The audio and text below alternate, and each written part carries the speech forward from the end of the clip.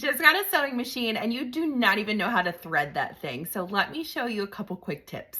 Tip number 1, when you just get a sewing machine, meet your new best friend. It's called the manual. 2 things about your manual. Read it. I know that's boring, but you would be shocked at the number of things you can learn from this thing. Things that you probably didn't even know when you were buying the machine that this thing can do. It's amazing what you can find in a manual.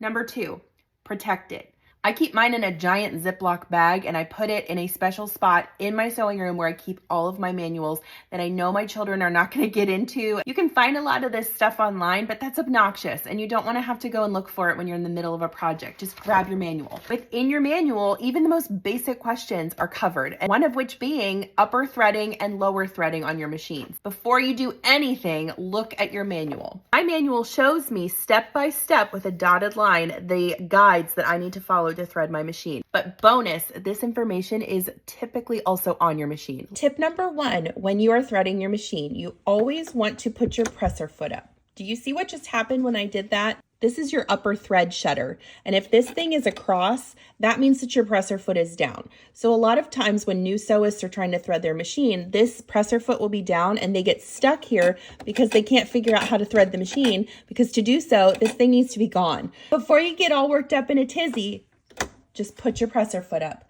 What that's also doing is opening your tension discs so that the thread can move throughout the machine the way that it should. And then when you put your presser foot down, it engages your tension discs again, which tightens around your thread and moves it at the rate at which you have it preset for. On my machine, you can see that these are numbered, okay? I've got 2 sets of numbers. These black circled numbers are how I'm going to thread my machine to wind a bobbin, which is over here. So let me show you that real quick, and then I'll show you how to thread the machine. Load your thread onto the spool pin, and if you have a spool cap, I would engage it now.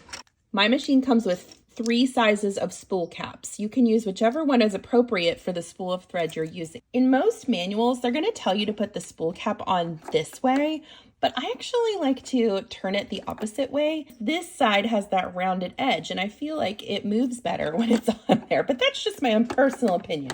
You put it on however you want. The point of your spool cap is to keep any sort of divots that might be on your thread spool. Like sometimes they come with little like notches where it catches your thread where you can store it better, and things will get stuck on that as you're sewing. So the spool cap gives your machine and your thread room to move that thread out as it needs to. To thread the bobbin, I'm just going to go up around the number 1, back down under this metal part, back around, and you can see this is all laid out exactly the side that I need to load this on. I'm going to wrap it around. I'm going to make sure that it gets stuck under that little section.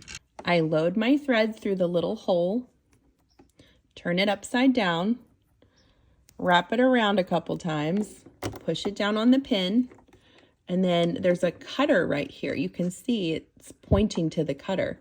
So cut your thread, then you push the pin to the right, and that's what engages your bobbin winder. And all you have to do now is push the pedal and it's gonna wind your bobbin for you.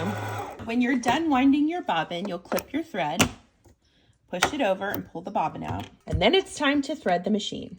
Undo these little sections and let's start from scratch. First, I'm going to go up and around the number 1, back down. I'm following the solid lines for this, and then wind it around the back here. Then my arrow is telling me to come down under this little bar and back up.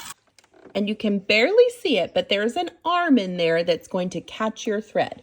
So you're going to want to push it all the way back and around. You'll feel that catching, and you can see that thread in there if you look extremely close at my machine. Once I have that down, I'm going to come back down. I'm going to put it behind this bar. On my machine, I have an automatic threader. I'm going to wrap my thread around this auto threader, and then I pull it up over here onto this cutter and cut it. Now it is preloaded to be able to go right through that needle. Let's see if it works. I'm going to push down on this right here. And it did. We are locked and loaded to be able to sew some stitches. See, that wasn't so bad. Look at those little cuties. Oh, all right. Now, one last thing before I go. When you are ready to take your thread out of the machine, it is so tempting to want to just pull this up and rip it out of there.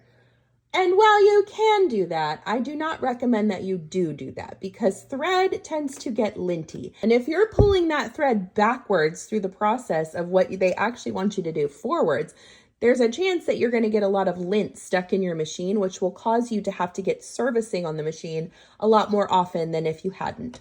So what I recommend is just take your scissors and snip that thread right here and just pull it straight out. That is threading your sewing machine in a nutshell. To recap, you want to become best friends with your sewing manual and keep it in a safe place where it is protected and you can refer to it as much as you need to as you're learning your machine. I cannot stress this enough. If your machine was manufactured in the last, 30 years, it's more than likely going to have these guides on the machine. So it just takes practice from there. And don't forget, you can Google most sewing machines and there is probably going to be a video for your specific machine. Mine is a Brother and Novus. The updated version of this is the Brother Pace Setter. So if you like this machine, you can certainly check it out. But every machine has its own way of being threaded and you just need to learn that and go with it. I hope this was helpful. Thanks for following along. If you are just beginning your sewing journey and you need a little bit of extra help, I'm your girl. I love to share quick tips and tricks on how to get started on your sewing journey, as well as longer form tutorials on my YouTube channel, which is also She Sews Seams. Thanks again for following along, and I'll see you next time.